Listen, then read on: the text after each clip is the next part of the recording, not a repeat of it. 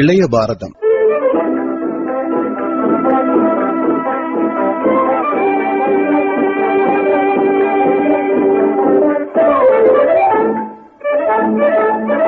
வணக்கம் நேயர்களே.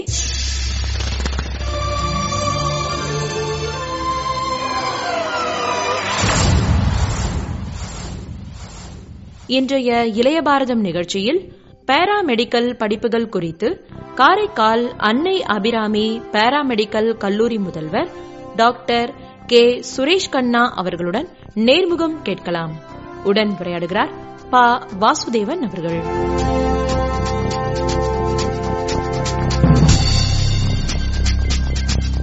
Hi, hello, வணக்கம். காரைக்கால் FM 100.3ல இளைய பாரதம் நிகழ்ச்சிக்கு வாங்கனா வணக்கனா சொல்லி உங்க நிகழ்ச்சி கூப்பிட்டுக்கிறது நான் உங்கள் வானொலி நண்பன் பா. வாசுதேவன்.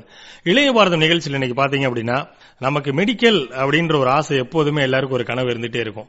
அதுக்காக நம்ம பயங்கர மெனக்கடல்லாம் கொடுப்போம், நிறைய முயற்சிகள்லாம் எடுப்போம். ஆனா பாத்தீங்க அப்படின்னா, ஒருவேளை அந்த நுழைவுத் தேர்வு அப்படின்னு வரும்போது நம்மளால அதை தேர்ச்சி பெற முடியல அப்படின்னா அடுத்து என்ன ஆப்ஷன், அதுக்கு நிறைய ஸ்கோப் இருக்கு. ஆனா அதை நம்ம யோசிக்கிறதே இல்லை. ஏன்னா நம்மளோட எண்ணங்கள் ஒரே சிந்தனையில இருக்கிறது அப்படிங்கறதுக்காக தான் நினைக்கிறேன். அதையும் தாண்டி அந்த மெடிக்கல் அப்படிங்கறது MBBS, BDS இதெல்லாம் தாண்டி துணை மருத்துவ படிப்புகள் நிறைய இருக்கு. அது என்னென்ன துணை மருத்துவ படிப்புகள் இருக்கு, அதனால என்னென்ன நன்மைகள், அது என்னென்ன ஜாப் ஆப்பர்ச்சுனிட்டிஸ் இருக்கு அப்படின்னு இன்னைக்கு நிகழ்ச்சியில இளைய பாரதம் நிகழ்ச்சியில தெரிஞ்சுக்க போறோம். அதை நம்ம கிட்ட சொல்றதுக்காக நம்ம ஸ்டுடியோக்கு வந்திருக்கிறாரு அன்னை அபிராமி பாராமெடிக்கல் கல்லூரியுடைய முதல்வர் டாக்டர் கே. சுரேஷ் கண்ணா நம்ம கூட இருக்கிறாரு. வணக்கம் சார். வணக்கம் சார். பேசிட்டு இருக்கப்ப சொன்னீங்க ரொம்ப பிஸி ஷெட்யூல்ல இருக்கீங்க, நிறைய புத்தகங்கள் எழுதக்கூடிய ஒரு நபர், ஒரு மோட்டிவேஷனல் ஸ்பீக்கர், இதையெல்லாம் தாண்டி ஒரு முதல்வர். உங்களுடைய வாழ்க்கை பயணம், கல்வி பயணத்தை கொஞ்சம் சொல்லுங்க. மகிழ்ச்சி சார். இந்த நிகழ்ச்சிக்கு என்ன அழைத்ததற்கு என் மனமார்ந்த நன்றிகள். 25 வருடங்கள் என்னுடைய பயணமானது ஆசிரியர் பயணம் மற்றும் 30 ஆராய்ச்சி கட்டுரைகள், 5 தேசிய அளவில் உள்ள கட்டுரைகள், இந்திய நாடு மற்றும் வெளிநாடுகளுடைய பேராசிரியர், 19 நாடுகளில் உடைய ஒரு chief editor of international journals. இது மட்டும் இல்லாம NSS உடைய ஸ்டேட் அவார்டி, ரெட் உடைய ஆர்கனைசர், லயன்ஸ் கிளப் மெம்பர், இன்னும் எக்ஸெட்ரா எக்ஸெட்ரா என்னுடைய பயணமானது போயிட்டு இருக்கு சார். மேலும் இந்த பாராமெடிக்கல் படிப்பு என்பது பலருக்கு தெரியாம இருக்கு. காரணம் என்னன்னு கேட்டீங்கன்னா, ஸ்டூடெண்டுடைய நோக்கமானது என்னவா இருக்கு அப்படின்னு கேட்டீங்கன்னா, +2 படிக்கக்கூடிய மாணவர்கள் என்ன எதிர்பார்ப்போடு இருக்காங்கன்னா, want to become a lawyer, collector, doctor, இப்படிதான் அவங்களுடைய எண்ணமும் அவங்களுடைய பெற்றோர்களுடைய எண்ணமும் இருந்துகிட்டு இருக்கு. ஆனா இதை தாண்டி அவங்கள்ட்ட வேற வேற கோர்ஸ்ல சேர்ந்தா இதற்கு இணையான சம்பளமும் இணையான தகுதியும் கிடைக்கும் போது நிறைய பேருக்கு தெரியறதில்ல. அப்ப என்ன சார் இருக்கு, இதுக்கு இணையான படிப்பு இருக்கா, இணையான ஊதியம் இருக்கா அப்படின்னா நிறைய இருக்கு. இப்போ ஒரு ஹாஸ்பிட்டல் போறோம்னு வச்சுங்க.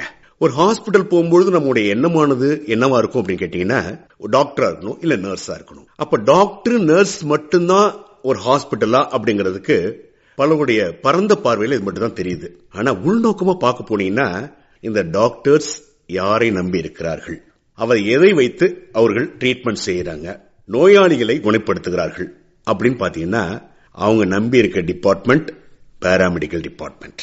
அந்த பாராமெடிக்கல் டிபார்ட்மெண்ட் என்பது ஆன்சிலரி டிபார்ட்மெண்ட். இப்ப எடுத்துக்காட்டா நாம ஒரு டாக்டர்கிட்ட போறோம் அப்படின்னா, எனக்கு உடல்நிலை சரியில்லை அப்படின்னா, எந்த மருத்துவரும் உடனே வாங்க நான் உங்களுக்கு மருத்துவம் பார்த்துட்டு நானே ஊசி போடுறேன், நானே டேப்லெட் கொடுக்கறேன், நானே சர்ஜரி பண்றேன், நானே பிளட் டெஸ்ட் பண்றேன் அப்படிங்கறது அவரால் சொல்ல முடியாது. அப்போ டாக்டர் யாருக்கு ஃபார்வர்ட் பண்ணுவாரு அப்படின்னு கேட்டீங்கன்னா, அந்த ஃபார்வர்ட் பண்ணக்கூடிய டிபார்ட்மெண்ட் பாராமெடிக்கல் டிபார்ட்மெண்ட். நேரா என்ன சொல்லுவாங்க, பிளட் டெஸ்ட் எடுக்க போங்க அப்படின்னு சொல்லுவாங்க. அந்த பிளட் டெஸ்ட் எடுப்பவர்கள் அதை வைத்துதான் ஒரு நோயை இருக்கா இல்லையா, சரி பண்ண முடியுமா, இதோடைய வீரியம் எப்படி இருக்கு அப்படின்னா அந்த பிளட் டெஸ்ட் வைத்து தான் முடிவு பண்ண முடியும். அதை வைத்து தான் ஒரு டாக்டரால உனக்கு இந்த வியாதி இருக்கு என்று சொல்ல முடியும். இப்படி பார்க்கும்பொழுது அந்த டிபார்ட்மெண்ட் பேர் தான் பாராமெடிக்கல் டிபார்ட்மெண்ட். அதுக்கு அடுத்தது போனீங்கன்னா ECG எடுக்க சொல்லுவாங்க. அவங்களும் டாக்டர் மாதிரியே கோட் போட்டிருப்பாங்க. அவங்களும் ஸ்டெத்து கூட யூஸ் பண்றதுக்கான வாய்ப்பும் இருக்கு. அவங்க நர்ஸும் இல்லை, டாக்டரும் இல்லை, ஆனா ECG எடுப்பாங்க. என்னைக்கா ஒரு நாள் கூட நம்ம கேட்டதில்லை, சார் இந்த கோர்ஸ் எங்க இருக்கு, நீங்க டாக்டரா நர்ஸா, எங்க படிச்சீங்க, எவ்வளவு படிச்சிருக்கீங்க, உங்க சம்பாத்தியம் என்ன, இதோட வேலை வாய்ப்பு என்ன அப்படின்னு கேட்டதில்லை. அப்படி பார்க்கும்பொழுது அந்த டிபார்ட்மெண்ட் பேரு ECG டிபார்ட்மெண்ட், டிப்ளமோ இன் எலக்ட்ரோகார்டியோகிராஃப். முதல்ல சொன்னது வந்து diploma in medical laboratory technology. அதுக்கு அடுத்தது போனீங்கன்னா எந்த டேப்லெட்டையும் நீ ஒரு டேப்லெட் கேட்பீங்க, அதுல கம்பெனி பேர் வேற இருக்கும். ஆனா அந்த கம்பெனி பேர் வந்து டாக்டருக்கு தெரியாது. அவங்களுக்கு காம்போசிஷன் தான் படிச்சிருப்பாங்க. அதை மாற்றி கூட சொல்ற அளவுக்கு ஒரு பார்மசிஸ்ட் தான் கொடுப்பாங்க. அவங்களும் ஒயிட் கோட் போட்டிருப்பாங்க, டாக்டர் மாதிரியே இருப்பாங்க பாக்குறதுக்கு. இந்த கோர்ஸ் வந்து டிப்ளமா லெவல்லயும் இருக்கு, டிகிரி லெவல்லயும் இருக்கு. இதுக்கு மினிமம் வந்து 12ஆம் வகுப்பு பாஸ் பண்ணிருக்கணும். அவங்கள பார்த்து, சார் இந்த கோர்ஸ் எங்க சார் இருக்கு, இதுக்கு எவ்வளவு சார் ஃபீஸ், இதுடைய வேலை வாய்ப்புகள் எப்படி சார் இருக்கு, இதை நான் கேட்டது இல்ல. இந்த டிபார்ட்மெண்ட் தான் பாராமெடிக்கல் டிபார்ட்மெண்ட். அது அப்படியே நீங்க போயிட்டே இருக்கலாம். ஆப்டோமெட்ரி, கண் சிகிச்சை, CT scan, emergency care technology, anaesthesia technology, operation theatre technology, dialysis technology, physician technology, assistant technology, physiotherapy, ANM, BSc nursing, இதை போன்ற கோர்ஸ் எல்லாம் பாராமெடிக்கல் கோர்சஸ். இப்படி எல்லாம் ஒரு கோர்ஸ் இருக்கா அப்படின்னா முன்னைய காலங்கள்ல வெவ்வேறு இடங்கள்ல தான் இருந்தது. ஃபார் எக்ஸாம்பிள் சென்னை, பெங்களூர், திருச்சி, கோயம்புத்தூர், இதை போன்ற இடங்கள்ல தான் இருந்தது. மருத்துவ கல்லூரியிலே இருந்தது. ஆனால் மக்களுக்கு எளிதாக கூடிய வகையில் இது பாராமெடிக்கல் கல்லூரி, கம்யூனிட்டி கல்லூரி, நர்சிங் கல்லூரி என்று பிரித்து நமக்கு சுலபமாக வச்சிருக்காங்க. நம்ம பாண்டிச்சேரியிலேயே இந்த கோர்ஸ் வந்து ரொம்ப பிரபலமா பேசப்படுது. நிறைய வேலை வாய்ப்புகள் இருக்கு. எம்பிபிஎஸ் படிக்க வேண்டும், பிடிஎஸ் படிக்க வேண்டும் என்ற படிப்புகளுக்கு நீட் பரீட்சையானது ஒரு முக்கியத்துவமாக இருக்கிறது. அப்ப நீட்ல பாஸ் பண்ணலன்னா அதோட தான் நம்ம வாழ்க்கை முடிஞ்சு போச்சு அப்படிங்கிற எண்ணம் நமக்கு வரக்கூடாது. நீட் இல்லாமலும் நமக்கு இந்த சமுதாயத்தில் நல்ல வேலை வாய்ப்போட இருக்க முடியும் என்பதற்கு நான் சொன்னிருக்கு இல்லையா, இந்த பாராமெடிக்கல் கோர்சஸ் எல்லாம். இந்த கோர்சஸுக்கு நிறைய வேலை வாய்ப்புகள் இருக்கு. நீங்க எந்த ஹாஸ்பிட்டல்ல வேணாலும் அதிகபட்சம் உங்களுக்கு வேலை இல்லை என்று வார்த்தை வராது. தகுதியான சம்பளமும் கிடைக்கும். ஓகே சார், ஒரு பாராமெடிக்கல் கோர்ஸ்ல நான் சேரணும் அப்படின்னா அடிப்படை கல்வி தகுதி எனக்கு என்னவா இருக்கணும் சார்? சரியான கேள்வி. இதுக்கு குறைந்தபட்சம் 12ஆம் வகுப்பு பாஸ் பண்ணிருக்கணும். 12ஆம் வகுப்பு பாஸ் பண்ணால் மட்டுமே இந்த கோர்ஸுக்கு போக முடியும். இந்த பிசியோதெரப்பி, பிஎஸ்சி நர்சிங், இந்த மாதிரி கோர்ஸுகளுக்கு நீங்க மேத்ஸ், பயாலஜி படிச்சிருக்க வேண்டிய கட்டாயம், சயின்ஸ் குரூப் படிச்சிருக்க வேண்டிய கட்டாயம். மற்ற படிப்புகளுக்கு நம்ம புதுவை அரசு பொறுத்தவரையில 12ஆம் வகுப்பு பாஸ் பண்ணியிருந்தால் போதுமானது. பாராமெடிக்கல் கல்லூரியில் பயிலலாம் என்று நமக்கு ஆணை கொடுத்திருக்கிறார்கள். 12ஆம் வகுப்பு பாஸ் பண்ணாமே போதும். அதாவது இந்த optometry, lab technology, emergency care technology, இதை போன்ற படிப்புகளுக்கு 12ஆம் வகுப்பு பாஸ் பண்ணியிருந்தாலும் போதும். நீங்க எடுக்கும் பொழுது இந்த டிப்ளமா கோர்ஸா, டிகிரி கோர்ஸா, எத்தனை வருஷ கோர்ஸ், அங்கீகரிக்கப்பட்ட கோர்ஸா, படிக்கக்கூடிய நிறுவனமானது அங்கீகரிக்கப்பட்டதா அப்படின்னு தெரிஞ்சுக்கிட்டு படிப்பது நல்லது. இப்போ ஒரு 12th பாஸ் பண்ணிட்டோம், சீக்கிரம் வேலைக்கு போகணும், எனக்கு ஒரு பாராமெடிக்கல் கோர்ஸ் இருந்தா நல்லா இருக்கும் அப்படின்னா என்னென்ன கோர்சஸ் எல்லாம் ஒரு பெட்டரான கோர்ஸா இருக்கும் சார் பாராமெடிக்கல்? பாராமெடிக்கல் போனாவே எல்லா டிபார்ட்மெண்ட்லயும் வேகன்சி இருக்கு சார். பொதுவா இப்ப நான் கண்ணாடி போட போகணும் அப்படின்னா ஆப்டோமெட்ரிக் படிக்கலாம், உடனே வேலை வாய்ப்பு கிடைக்கிறதுக்கு வாய்ப்பு இருக்கு. பிசியோதெரப்பி பண்ணலாம், உடல் வலி, உடல் மூட்டு வலிகள், இப்ப நம்ம இல்லாத மனிதர்கள் இல்ல, உடனே வேலை வாய்ப்பு கிடைக்கும். ஆபரேஷன் தியேட்டர்ல டாக்டர் தான் ஆபரேஷன் பண்ணுவாங்க. ஆனா அவங்களுக்கு அசிஸ்டண்டா கூட இருக்கவங்க பார்த்தா அவங்க டாக்டர் மாதிரி தெரிவாங்க சார் பாக்குறதுக்கு. அவங்க டாக்டர் இல்ல, ஆபரேஷன் தியேட்டர் டெக்னீஷியன் அவங்க. அப்ப அவங்களுக்கு எல்லாம் ஒரு துணை மருத்துவர் மாதிரி ஒருத்தர் தேவைப்படுறாங்க இல்லையா. இந்த மாதிரி படிப்புகள் நிறைய ஏராளமா இருக்கு. அவங்க இதெல்லாம் பயின்றால் இந்த சமுதாயத்தில் உடனே வேலை வாய்ப்பு கிடைப்பதற்கும் அவங்க குடும்பம் வந்து மேலோங்கி வருவதற்கும் பொருளாதாரம் கை கொடுக்கும் சார். ஓகே சார், இப்ப இதுலயும் தாண்டி இப்ப ரீசென்ட்ல பாத்தீங்கன்னா ஒரு மல்டி ஸ்பெஷாலிட்டி ஹாஸ்பிட்டல்ல ரெக்கார்ட் கீப்பிங், அந்த மெடிக்கல் ரெக்கார்டுக்கு ஒரு கோர்ஸ் அப்படிங்கிறாங்க. அது என்ன மாதிரியான படிப்புகள் சார்? நல்ல கேள்வி சார். ஹாஸ்பிட்டல் இன்னைக்கு ஒரு பேஷண்ட் அட்மிட் ஆயிருக்காரு. ஒரு வருடம் கழித்து அவர் இறந்து போகலாம், இல்ல அவருடைய ஹிஸ்டரி தேவைப்படலாம். ஒரு ரெஃபரன்ஸ்க்காக போலீஸுடைய விசாரணைக்கோ இல்ல குடும்பத்துடைய நலனுக்கோ இல்ல இன்சூரன்ஸ் சம்பந்தமாகவோ தேவைப்படலாம். அப்போ அன்னைக்கு வந்தவங்களை அப்படியே அனுப்பிட்டோம் அப்படின்னா அவங்களுக்கு அந்த நோயாளிக்கு எந்த பயனும் இருக்காது. அவங்களுக்கு அந்த பயன் கொடுக்க வேண்டும் என்றால் அவங்களுடைய பதிவேடு இங்க ரெஜிஸ்டர் நாங்க மெயின்டைன் பண்ணணும். நாம மெயின்டைன் பண்ற நேரத்தில் அந்த நோயாளியானவர் எந்த நோய்க்காக வந்தார், எவ்வளவு காலம் இங்க அனுமதிப்பட்டார், அவர் என்னென்ன மருந்து எடுத்துக்கொண்டார், எவ்வளவு நாளில் விடுபட்டார், இதற்கு எவ்வளவு செலவாகிவிட்டது, எந்த மருத்துவர் அவருக்கு நோயை குணப்படுத்தினார் இல்ல தொந்தரவு செய்தார் என்பது அந்த மெடிக்கல் ரெக்கார்டுல நமக்கு பதிவு பண்ணப்பட்டிருக்கும் சார். அப்ப அந்த படிப்பானது diploma in medical lab, diploma in hospital recorder அப்படின்னு ஒரு படிப்பே இருக்கு சார். அதை படித்தா பயன்பெறலாம் சார். ஓகே சார், இப்ப அடுத்ததா நீங்க பேசிட்டு இருக்கப்ப சொன்னீங்க டி ஃபார்ம், பி ஃபார்ம், அந்த கோர்ஸ் பத்தி கொஞ்சம் சொல்லுங்க சார். டி ஃபார்ம்ங்கிறது டிப்ளமோ இன் பார்மசி, பிஃபார்ம் என்பது பேச்சுலர் ஆஃப் பார்மசி. இரண்டுக்கும் வித்தியாசம் என்னன்னு சொன்னோம்னா 3 வருட படிப்பு, அது 4 வருட படிப்பு. டிஃபார்ம் படித்தால் என்ன செய்யலாம் அப்படின்னு கேட்டீங்கன்னா, அவங்க ஹாஸ்பிட்டல்ல ஒரு பார்மசிஸ்டா வேலை செய்யலாம். அது மட்டும்தான் அவங்களால செய்ய முடியும், பார்மசிஸ்டா. ஆனா பிஃபார்ம் 4 வருடம் படித்தால் பார்மசிஸ்டாவும் செயல்படலாம் மற்றும் ஒரு பார்மகாலஜி கல்லூரியில அவங்க ஒரு டீச்சிங் ஃபேக்கல்ட்டியாவும் இருக்கிறதுக்கு வாய்ப்பு இருக்கு சார். இதுக்கு 12ஆம் வகுப்பு குறைந்தபட்சம் பாஸ் பண்ணிருக்கணும், சயின்ஸ் படிச்சிருக்கணும். Yes sir. இப்போ ஒரு மேனுஃபேக்சரிங் இண்டஸ்ட்ரி போன ஒரு பார்மா கம்பெனிக்கு அப்படின்னா அவங்களுக்கு தகுதி போதுங்களா? அங்க என்னென்ன மாதிரியான வேலை வாய்ப்புகள் இருக்கும் அவங்களுக்கு? 2 பேருமே போகலாம். டிப்ளமோ பார்மசி படிச்சவங்களும் போகலாம், பிஃபார்ம் படிச்சவங்களும் போகலாம். ஆனா டிப்ளமோ படிச்சவங்க டெக்னீஷியனா இருப்பாங்க. ஆனா பிஃபார்ம் படிச்சவங்க ஒரு குவாலிட்டி கண்ட்ரோலரா கூட இருக்கலாம். அப்ப அந்த பொறுப்புக்கு போறதுக்கு ப்ரமோஷன்லாம் போக முடியாது தவிர நேரடியா போக முடியாது. ஆனா பிஃபார்ம் படிச்சவங்க நேராவே போகலாம். அதனால ஒரு பார்மா கம்பெனியில் மருந்து மாத்திரை தயார் பண்ணும்போது எந்த காம்போசிஷன்ல தயார் பண்றாங்க, அப்ப எந்த தட்பவெப்பநிலை தயார் பண்றாங்க அப்படிங்கறது பார்வை அவங்க நேரடி பார்வையில இருக்கு சார். Okay sir. இப்போ இந்த ரேடியாலஜிஸ்ட் அப்படின்னு சொல்லுவாங்க, டெக்னீஷியன்ஸ், கதிரியக்கவியல் தொழில்நுட்பம்னு கூட சொல்லுவோம். அதை பத்தி சொல்லுங்க சார். ரேடியாலஜின்னு சொல்லும்போது அது எக்ஸ்ரே டிபார்ட்மெண்ட் சார். நமக்கு ஒரு சளி பிடிச்சிருக்கு, மனிதர்கள்ல அது குழந்தையா இருக்கட்டும் அடல்ட்டா இருக்கட்டும், சளி பிடிச்சிருக்குன்னு சொன்னாவே நம்ம எக்ஸ்ரே எடுங்க, நெஞ்சில சளி உறைஞ்சிருக்கா அப்படின்னு பாக்குறதுக்கு ஒரு புகைப்படம் தேவை. அந்த படமானது நம்ம எடுக்கக்கூடியது அந்த எக்ஸ்ரே சார், ரேடியாலஜி. அது மட்டும் இல்லாம எலும்பு முறிவு, தசை பிறண்டு இருக்கிறது, உடலுடைய எலும்புகள் மாறி அமைந்திருக்கிறது என்பதை அந்த எக்ஸ்ரே மூலமாக தெரிஞ்சுக்கலாம் சார். இந்த மாதிரி படிப்புகள் நிறைய வேலை வாய்ப்புகளை கொடுக்குது சார். இது அநேக கல்லூரிகள்ல இப்ப இந்த எக்ஸ்ரே கோர்ஸ் கொண்டு வர ஆரம்பிச்சிட்டாங்க. இப்போ பிசியோதெரபி சார் பேசிட்டு இருக்கும்போது சொன்னீங்க, ஒரு ஆர்த்தோ டாக்டர்கிட்ட போனாவே நமக்கு ஃபர்ஸ்ட் ரெஃபர் பண்றது பிசியோதெரபி பண்ணுங்க அப்படிங்கிற மாதிரி. பிசியோதெரபி படிப்புகள் எங்கெங்கெல்லாம் இருக்கு சார்? அதுல அரசு வேலைக்கான வாய்ப்புகள் எந்த அளவுக்கு இருக்கு? எந்தெந்த இன்ஸ்டிடியூட் பெஸ்டா இருக்கும் பிசியோதெரபிக்கு? அதை கொஞ்சம் தெளிவா சொல்லுங்க சார். பிசியோதெரபின்னு சொல்லும் பொழுது சார் இந்த வார்த்தையிலே இருக்கு, physically they are giving treatment, muscle relaxations. இப்ப தசை பிடிப்பு இருக்கும், அதை ரிலாக்ஸ் பண்ணணும் அப்படின்னாக்கா அது ஊசி போட்டோ மருந்து கொடுத்தோ குணப்படுத்துவதை விட கதிர்வீச்சு மூலமாக, இன்ஃப்ராரெட் ரேஸ், அது மூலமாக அவங்களுக்கு ட்ரீட்மெண்ட் கொடுப்பாங்க. டைக்ளோபினாக் ஜெல் இது மாதிரி பயன்படுத்தி அவங்களுக்கு ட்ரீட்மெண்ட் கொடுக்கறதுக்கு நிறைய வாய்ப்புகள் இருக்கு. மூட்டுவாதம், முடக்குவாதம், எலும்பு முறிவு இது மாதிரி உள்ளவர்களுக்கு பிசிக்கலா ட்ரீட்மெண்ட் கொடுக்குறாங்க சார். அதான் sir physio means physically, therapy means treatment sir. இது அரசு சம்பந்தப்பட்ட கல்லூரிகளிலும் மற்ற தனியார் கல்லூரிகளிலும் இந்த கோர்ஸ் இயங்கிட்டு இருக்கு சார். இந்த படிப்பானது 4 வருட காலம் சார். இது பிஎஸ்சி பிசியோதெரப்பின்னு இருக்கு, தட் இஸ் பிபிடி.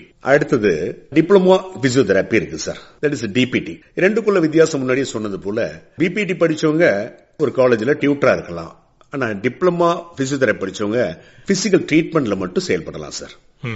தனியார் கல்லூரியிலும் இருக்கிறது, அரசு கல்லூரியிலும் நிறைய இருக்கிறது. தேவைப்படக்கூடிய கல்லூரியில் நீங்க கூகுள் சர்ச்ல போட்டு பார்த்தாவே அது ஏராள கல்லூரிகள் இருக்கிறது. இதற்கு நீட் பரீட்சையானது தேவையில்லை சார். Okay sir. இப்ப நீங்க சொல்ற எந்த கோர்ஸுக்குமே நீட் அவசியம் இல்லை? கண்டிப்பாக தேவையில்லை சார். Okay sir. அடுத்து நீங்க பேசிட்டு இருக்க முன்னாடி சொன்னீங்க ஆப்டோமெட்ரி, அது இப்ப தேவை அதிகம் இருக்கக்கூடிய ஒரு படிப்பு அப்படின்னு சொல்லிட்டு இருந்தீங்க. அதோட முக்கியத்துவம் பற்றி சொல்லுங்க சார். சிறப்பா கேட்டிருக்கீங்க. என்னன்னா கண்ணுக்கு நான் கண்ணாடி போடணும், என்னுடைய பார்வையானது குறைந்திருக்கிறது, மங்கி இருக்கிறது, தெரியவில்லை அப்படின்னு பார்க்கும்பொழுது டாக்டர்கிட்ட போவோம். டாக்டர் என்ன சொல்லுவாரு? அவர் டெக்னீஷியன் தான் நேரா அனுப்புவார். உங்களுக்கு பார்வை குறைந்திருக்கிறது, அதை நீங்க போய் செக் பண்ணிட்டு வாங்க அப்படின்னு சொல்லுவாங்க. நீங்க போன பிறகு உங்களுக்கு மெஷினை வச்சு உங்களுக்கு நேரா முன்னாடி வாங்க பின்னாடி வாங்க அப்படின்னு சொல்லிட்டு ஒருத்தர் உட்கார்ந்து செக் பண்ணுவாங்க. நாம எல்லாம் நினைச்சிட்டு இருக்கோம் அவங்க ஒரு கண் டாக்டர் அப்படின்னு நினைச்சிட்டு இருப்பீங்க. அவங்க இல்ல சார். அது என்ன படிச்சிருக்காங்கன்னா பேச்சுலர் ஆஃப் ஆப்டோமெட்ரி இல்ல டிப்ளமா இன் ஆப்டோமெட்ரி படிச்சவங்க. அவங்க தான் சார் சொல்லுவாங்க உங்களுக்கு பிளஸ் இருக்கு, மைனஸ் இருக்கு, இத்தனை பவர் இருக்கு அப்படின்னு சொல்லக்கூடியது அவங்க தான். இது பைகான்கேவ் யூஸ் பண்றதா, கான்கேவ் யூஸ் பண்றதா, கான்வெக்ஸ் லென்ஸ் யூஸ் பண்றதான்னு ரெக்கமெண்ட் பண்றது டாக்டருக்கு, ஐ டாக்டருக்கு இவங்க தான் சார். இந்த கோர்ஸுக்கு நிறைய வாண்டட் இருக்கு. இப்ப இருக்கக்கூடிய இங்க ஆப்டிகல்ஸ் எல்லாத்திலயும் இருக்கவங்க என்னன்னு கேட்டீங்கன்னா இந்த டிப்ளமா இன் ஆப்டோமெட்ரி படிச்சவங்க தான். உங்களுக்கு பெரிய விசேஷம் என்னன்னா ப்ரொஃபஷனல் கோர்ஸ் மாதிரி இவங்க சொந்தமாவே அவங்களே இந்த ஆப்டிகல்ஸ் வச்சுக்கலாம். இந்த சர்டிபிகேட் வைத்து, இந்த சர்டிபிகேட் வைத்து தான் லைசன்ஸ் வாங்கணும். அப்ப இந்த லைசன்ஸ் ஹோல்டராகவும் அவங்களே மாறிடுறாங்க. அரசுலயும் வேலை கிடைப்பதற்கான நிறைய வாய்ப்புகள் இருக்கு சார். ஓகே சார், இந்த ஆபரேஷன் தியேட்டர் டெக்னாலஜி சொன்னீங்க, ரொம்ப முக்கியத்துவம் வாய்ந்த ஒரு பாராமெடிக்கல் கோர்ஸ் அப்படின்னு சொல்லிட்டு அதை பத்தி கொஞ்சம் விளக்கமா சொல்லுங்க சார். ஒரு ஆபரேஷன் நடக்குது அப்படின்னு கேட்டோம்னா அது வந்து ஐசியூல தான் நடக்குது, இன்டென்சிவ் கேர் யூனிட். அதுதான் ஒரு ஆபரேஷன் நடக்குது. அப்படி ஆபரேஷன் நடக்கிற பட்சத்துல யார் ஆபரேஷன் பண்ணுவா அப்படின்னா surgeon, master of surgeon, specialist of surgery, இவங்க தான் ப்ரொசீஜர் பண்றவங்க. அது பண்ண பிறகு இல்ல பண்ணுவதற்கு முன்னதாக அதுக்குரிய ப்ரொசீஜர் செய்யக்கூடிய ஆள் யாருன்னு கேட்டீங்கன்னா டாக்டரா இருக்க மாட்டாங்க. அங்க ஆபரேஷன் திட்ட டெக்னீஷியனாலதான் அது செய்ய முடியும். அதுக்குரிய இன்ஸ்ட்ருமெண்ட்ஸ் கிளீன் பண்றது, என்ன இன்ஸ்ட்ருமெண்ட்ஸ் அவங்க டாக்டர் யூஸ் பண்ண போறாங்க, எந்த டைம்ல யூஸ் பண்ணுவாங்க, வேற என்ன மெடிசின்ஸ் அந்த டைம்ல கேட்பாங்க, என்ன ட்ரெஸ்ஸஸ் அவங்க யூஸ் பண்ணுவாங்க, என்ன ஸ்டெரைல் திங்ஸ் யூஸ் பண்ணுவாங்க அப்படின்னு முன்னதாகவே டாக்டருக்கு சப்போர்ட்டிவா இருக்கக்கூடிய ஒரு ஹேண்ட் யாருன்னா இந்த ஆபரேஷன் திட்ட டெக்னீஷியன் படிச்சவங்க தான் சார். இது நிறைய வாண்டட் இருக்கு. ஒரு டாக்டர் போறாங்கன்னா ஏற்கனவே முன்னதாக இது எல்லாம் ஆயத்தப்பட்டிருக்கு. இல்ல ஆபரேஷன் பண்ண பிறகு அந்த பேஷண்ட்டுக்கும் இந்த டாக்டருக்கும் என்ன செய்யணும் அப்படி என்பது ஒரு சப்போர்ட்டிவ் ஹேண்டா இருக்கக்கூடிய கோர்ஸ் சார் ஆப்டோமெட்ரி. இது வந்து பேச்சுலர் டிகிரியில இருக்கு அண்ட் டிப்ளமாவிலையும் இருக்கு இந்த கோர்ஸ். இது ஓகே சார். இப்ப இந்த பாராமெடிக்கல் கோர்சஸ் அப்படின்னு பாத்தீங்க அப்படின்னா இப்ப அரசு கல்லூரிகள் இருக்கு, அதாவது மத்திய மாநில அரசு கல்லூரிகள் இருக்கு, தனியார் கல்லூரிகள் இருக்கு. இப்ப மத்திய மாநில அரசு கல்லூரிகள்ல நான் போகணும், அதுக்கு தகுதி பெற்று, ஏன்னா அதுல வந்து இவ்வளவு சீட்டு தான் அப்படின்னு இருக்கும், அதுக்கு என்ன மாதிரியான நுழைவுத் தேர்வுகள்லாம் இருக்கும் சார்?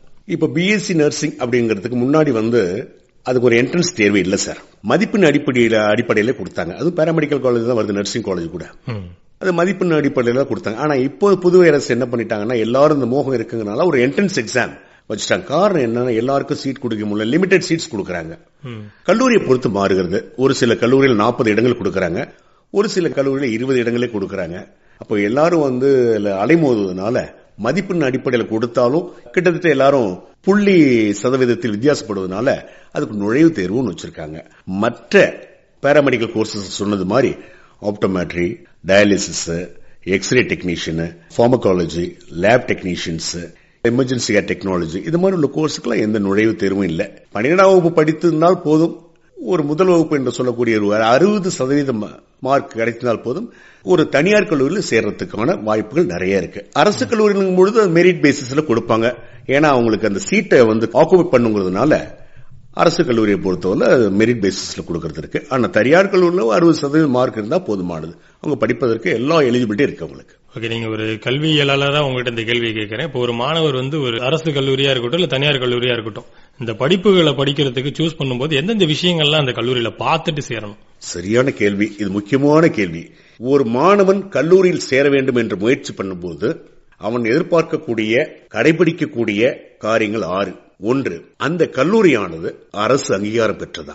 2வது, அவங்க கொடுக்கக்கூடிய சான்றிதழானது நான் அரசு வேலை வாய்ப்பு கிடைப்பதற்கு பதிவு பண்ண முடியுமா. 3, நான் பதிவு பண்ணக்கூடிய அந்த சான்றிதழ் உடனே வேலைவாய்ப்பு கிடைப்பதாக அமையுமா. 4, அப்படி நான் படித்த படிப்பானது அனைத்து இடங்களிலும் கிராமம் மற்றும் நகரப்புறங்களில் வேலைவாய்ப்பு கிடைப்பதற்கு ஏதுவாக இருக்குமா. அதுக்கு அடுத்ததாக இந்த படிப்பை படித்தால் என் குடும்பத்திற்கு, சமுதாயத்திற்கு என்னால் மதிப்புடன் வாழ முடியுமா, மற்றவர்களுக்கு இணையாக நான் வாழ்ந்து காட்ட முடியுமா என்ற ஒரு கேள்வியோடு அந்த கல்லூரியில் சேர வேண்டும். பட்டய படிப்புன்னு சொல்லணும்னா 3 வருஷம் இருக்கணும் சார். அந்த மாதிரி இருந்தாதான் அது ஒரு டிப்ளமா கோர்ஸ். இது 1 இயர் டிப்ளமா கோர்ஸ் இல்ல, சர்டிபிகேட் கோர்ஸ். அந்த சர்டிபிகேட் கோர்ஸ் வச்சு நம்ம என்ன பண்ண முடியும்? எங்கேயும் வேலைக்கு போக முடியாது. ஏன் 3 வருஷ கோர்ஸ் தேர்ந்தெடுங்க அப்படின்னு வற்புறுத்தல் சொன்னோம்னா, அவர்கள் இன்னைக்கு அவங்களுடைய பொருளாதார நெருக்கடியா இருக்கலாம், இல்ல குடும்ப சூழ்நிலையா இருக்கலாம், டிப்ளமா கோர்ஸ் எடுத்திருப்பாங்க பையன். மேல் படிப்பு போவதற்கு இந்த டிப்ளமா கோர்ஸ் படித்திருந்தான்னு சொன்னா நேரடியாக செகண்ட் இயர் சேரலாம். இந்த மாதிரி 3 இயர்ஸ் கோர்ஸ் அரசு அங்கீகரிக்கப்பட்ட கல்லூரியில் அரசு பதிவு பண்ணக்கூடிய சர்டிபிகேட்டா இருக்கா என்னங்கிறது பார்த்து நம்ம மாணவர்கள் அந்த மாதிரி கல்லூரியில் சேரணும் சார். Okay sir. இப்போ இவங்களே வந்து ஒரு விரிவுரையாளர் ஆகணும் ஒரு கல்லூரியில அப்படிங்கிறாங்க. ஒரு பாராமெடிக்கல் கோர்ஸ் எடுத்துட்டு என்னால வந்து ஒரு கல்லூரியில ஒரு லெக்சரராவோ ப்ரொஃபஸராவோ ஆக முடியுமா? அதுக்கு என்னென்ன வழிமுறைகள் சார்? நிறைய பேருக்கு இந்த விழிப்புணர்வு இல்லாம இருக்கு. அது விழிப்புணர்வு ஏற்படுத்தவங்க அந்த கேள்வி கேட்டீங்க. ஒரு மருத்துவக் கல்லூரி, அந்த மருத்துவக் கல்லூரியில் நான் பணிபுரிய வேண்டும், ஆசிரியராக பணிபுரிய வேண்டும் அப்படின்னு நினைக்கும் பொழுது நமக்கு என்ன தோணும்? வெளிப்படையா பொதுமக்களுக்கு ஒரு டாக்டர் படிச்சாதான் டாக்டர் கிளாஸ் எடுக்க முடியும் அப்படின்னு நீங்க நினைச்சிட்டு இருப்பீங்க. அப்படி தேவையில்லை சார். ஒரு மருத்துவக் கல்லூரின்னு சொல்லும் பொழுது அனைத்து பாடங்களையும் படித்த பிறகுதான் டாக்டர். எடுத்துக்காட்டா +2ல வந்து maths, physics, chemistry, English, Tamil, accountants இது மாதிரி முடிச்சுட்டு 12ஆம் வகுப்பு பாஸ் பண்றாங்க. அதே போல மருத்துவத்துறையில் நேரா மெடிசன் மட்டும் படிக்கிறது இல்ல சார். அவங்க ஃபர்ஸ்ட் இயர் ஜாயின் பண்ண biochemistry, molecular biology, anatomy, physiology, histology, pathology, pharmacology, இது எல்லாமே பாராமெடிக்கல் கோர்சஸ் சார். இந்த கோர்சஸ் பிஎஸ்சில ஜாயின் பண்ணி டாக்டரேட் வரைக்கும் வந்துட்டீங்க. அந்த கோர்ஸ் ஆனது MCA சொல்லக்கூடிய மெடிக்கல் கவுன்சில் அசோசியேஷன்ல வரக்கூடிய சர்டிபிகேட்டாக இருந்தால் இவங்க அனைவரும் மருத்துவக் கல்லூரியில் பணிபுரியலாம். அதுக்கு அடுத்தது டாக்டருக்கு இணையான சம்பளம் கிடைக்கும். ஒரு பெருமையானது, ஒரு டாக்டர் இல்லாம டாக்டரேட் படித்தவர்கள் டாக்டருக்கு பாடம் கற்பிக்கக்கூடிய அளவுக்கு தன்னை மேம்படுத்திக்கலாம். அதுக்கு நல்ல சம்பளம் உண்டு, இதுக்கு நல்ல வாய்ப்புகளும் உண்டு சார். ஃபார் எக்ஸாம்பிள், இப்போ ஒரு PhD medical biochemistry, MSc medical biochemistry, MSc microbiology, எல்லாம் medical biochemistry, doctor medical biochemistry இது படிச்சாங்க அப்படின்னா MD பயோகெமிஸ்ட்ரி, MD மைக்ரோபயாலஜி, அவங்க என்ன படிச்சிருப்பாங்க? பேசிக்கா MBBS முடிச்சுட்டு MD வந்திருப்பாங்கல்ல. ஆனா இப்ப பாருங்க, MD படிச்சிட்டு இருக்காங்க, 3 வருட படிப்பானது. இந்த MBBS படிக்கல, MDயும் படிக்கல. ஆனா இந்த மாணவன் என்ன படிச்சிருக்கான் அப்படின்னா BSc biochemistry, medical biochemistry, MSc medical biochemistry, PhD medical biochemistry இதை படித்துவிட்டு MBBS MD படித்தவருக்கு பாடம் நடத்துவதற்கு மற்றும் துறை தலைவராக இருப்பதற்கும் அனைத்து அதிகாரங்களும் அங்கீகாரம் உண்டு சார். ஓகே சார், தெளிவா சொன்னீங்க. அதாவது எப்படி ஒரு பயோமெடிக்கல் கோர்ஸ் படிக்கிறவங்களுக்கு டாக்டருக்கே கிளாஸ் எடுக்கலாம், அதுவும் அவங்களுக்கு முன்னாடியே நம்ம முடிச்சிருவோம் கோர்ஸ் அப்படிங்கிற மாதிரி தெளிவா சொன்னீங்க. அந்த ஏக்கம் உங்களுக்கு இல்லாம போயிடும் சார். என்ன நம்ம டாக்டர் படிக்கல, ஆனா டாக்டர் கிளாஸ் எடுக்கிறோம். எப்படி ஒரு இது பாருங்க, MBBS படிக்கல, MS படிக்கல நம்ம. ஆனா அவங்க நாளைக்கு அந்த ஒயிட் கோட் போட்டு போகும்பொழுது அவங்க என்ன நினைச்சிட்டு இருப்பாங்க? MBBS MD படிக்கிறவங்க என்ன நினைச்சிட்டு இருப்பாங்க அப்படின்னா, he is also doctor, he is a doctorate. ஆனா தனக்குள்ள ஒரு பெருமை என்னவா இருக்கும்? MBBS படிக்கல, MD படிக்கல, ஆனா MBBS MD படிப்பவர்களுக்கு என்னால் பாடம் நடத்த முடியும், உன்னுடைய சான்றிதழில் என்னால் கையொப்பமிட முடியும் என்ற ஒரு பெருமிதம் இருக்கும் சார். ஓகே சார், அழகா சொன்னீங்க. ஒரு பாசிட்டிவான ஒரு வைபை கிரியேட் பண்ணிருக்கீங்க நினைக்கிறேன் கேட்டுட்டு இருக்க இளைஞர்களுக்கு. சார், இப்ப அடுத்து இந்த வெளிநாடுகளுக்கு நான் வேலைக்கு போகணும், இந்த பாராமெடிக்கல் கோர்ஸை முடிச்சுட்டு நிறைய பேர் பாத்தீங்க அப்படின்னா நீங்க முன்னாடி சொன்ன மாதிரி தகுதியற்ற ஒரு கல்லூரியில சேர்ந்து அந்த சர்டிபிகேட் வேலிட் இல்லாமையோ இந்த மாதிரி நிறைய டிஸ்குவாலிஃபை ஆகுறாங்க.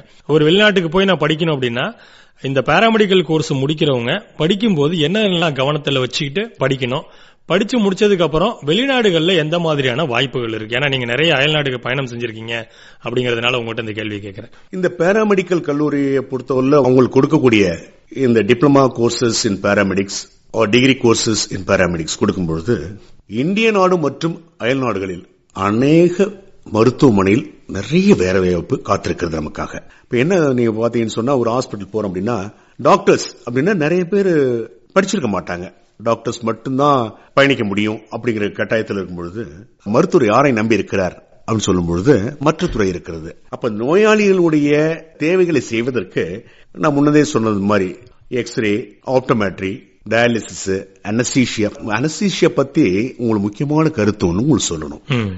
அது சொல்ல விட்டுட்டேன். என்னன்னா இப்ப அனஸ்தீசியா சொல்லும் பொழுது அது பெரிய இம்பார்ட்டன்ஸ், நிறைய வரவேற்பு இருக்குது, நிறைய ஸ்டூடெண்ட்ஸுக்கு மற்றும் மக்களுக்கு தெரியாம இருக்கு. ஒரு ஆபரேஷன் நடக்கணும் அப்படின்னு கேட்டீங்கன்னா அது எப்படிப்பட்ட ஆபரேஷனா இருக்கலாம், ஈவன் டெலிவரி செக்ஷனா கூட இருக்கலாம். இப்போ அவங்க கைனகாலஜிஸ்ட் வந்துருவாங்க, இல்ல சர்ஜன்ஸ் வந்துடலாம், ஆபரேஷன் பண்ண ரெடியா இருப்பாங்க. ஆனா இந்த நோயாளிகளும் இந்த சர்ஜனும் காத்திருப்பது யாருன்னா இந்த அனஸ்தீசியான்னு சொல்லக்கூடிய இந்த மயக்க மருந்து கொடுக்கக்கூடிய ஒரு டெக்னீஷியனுக்காக தான். சார், அவருக்கு தான் எவ்வளவு மயக்க மருந்து கொடுக்க வேண்டும், இந்த மருந்து கொடுப்பதனால இந்த கால அளவு இவ்வளவு நேரமானது அவங்க கான்சியஸ்ல இருப்பாங்க, அன்கான்சியஸ்ல இருப்பாங்கன்ட்டு அவங்க மெஷர்மெண்டோட கொடுப்பாங்க. அப்போ ஒரு டாக்டரும் காத்திருப்பது யாருக்குன்னா ஒரு டெக்னீஷியனுக்கு, அனஸ்தீசியாவுக்கு.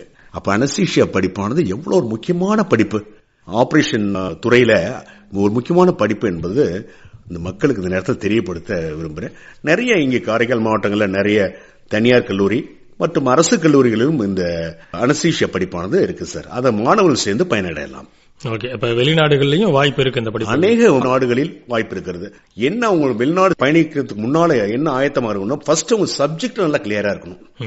பேஷண்ட் என்பது இங்க ஹியூமன் பீயிங் போது அங்கேயும் ஹியூமன் பீயிங் தான், கலர் வேணா வித்தியாசம் இருக்கலாம், ஃபீமேல் மேல் ரெண்டும் ஒண்ணுதான். பிசியாலஜிக்கல் ஆக்ஷன்ஸ் போது இந்திய நாடா இருக்கட்டும் வெளிநாடா இருக்கட்டும் எல்லாம் ஒண்ணுதான். அப்போ அவங்களுடைய சப்ஜெக்ட் என்ன சப்ஜெக்ட் எடுக்கிறாங்க, என்ன பாராமெடிக்கல் கோர்ஸ் எடுக்கிறாங்க, அந்த கோர்ஸ்ல அவங்க தெளிவா இருக்கணும்.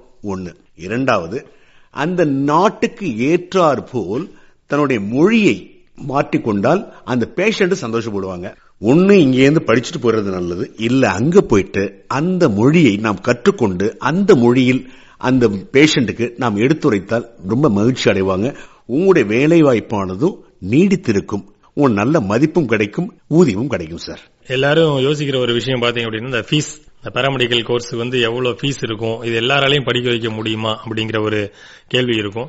பொதுவா பாராமெடிக்கல் அப்படின்னாவே எவ்வளவு செலவாகும் சார்? ஒரு பட்டய படிப்பா இருக்கட்டும் இல்ல பட்ட படிப்பா இருக்கட்டும், diploma courses, degree courses of paramedical முன்னாடி படிப்பதற்கு ஒரு சில இடங்கள்ல மருத்துவக் கல்லூரியில் இருந்ததுனால ஃபீஸ் உடைய ஸ்ட்ரக்சர்லாம் கொஞ்சம் லட்சத்துல இருந்தது. நிறைய பேரை படிக்க முடியாத சூழ்நிலை ஏற்பட்டது. இப்போ அப்படிலாம் இல்ல சார்.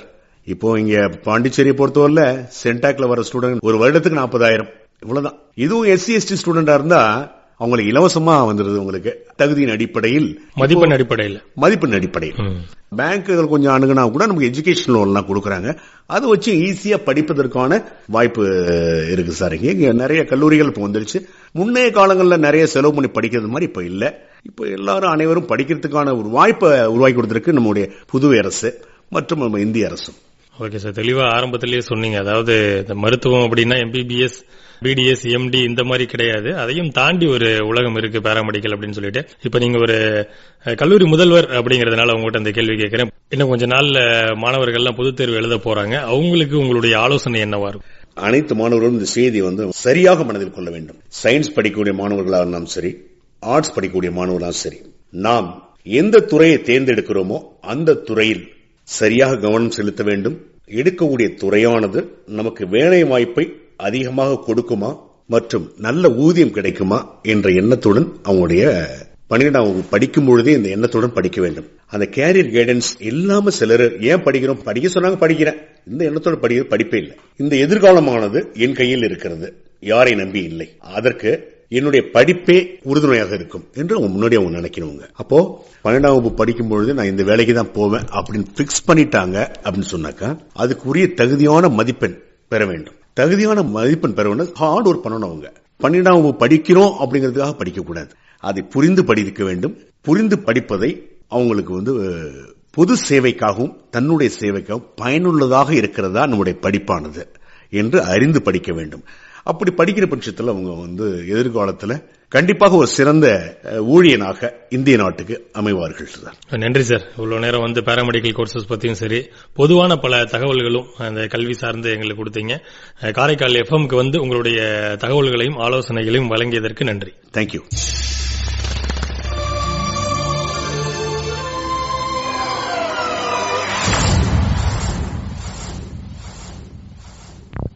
இளைய பாரதம் நிகழ்ச்சியில் இதுவரை பாராமெடிக்கல் படிப்புகள் குறித்து காரைக்கால் அன்னை அபிராமி பாராமெடிக்கல் கல்லூரி முதல்வர் டாக்டர் கே. சுரேஷ் கண்ணா அவர்களுடன் நேர்முகம் கேட்டோம். உடன் உரையாடினார் பா. வாசுதேவன் அவர்கள்.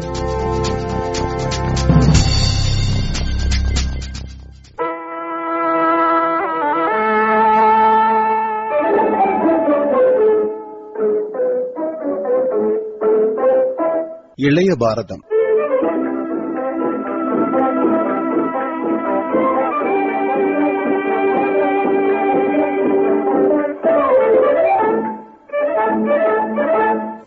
அலைபாடும் கீதத்தில் நம்பிக்கை இருக்கிறது, மணி ஓசை நாதத்தில் நம்பிக்கை அழைக்கிறது.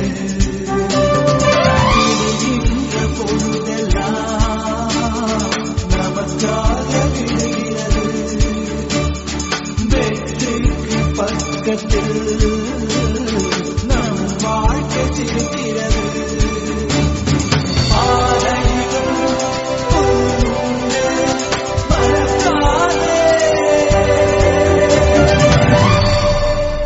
இந்த வேளையிலும் வெற்றி வரும் கலங்காத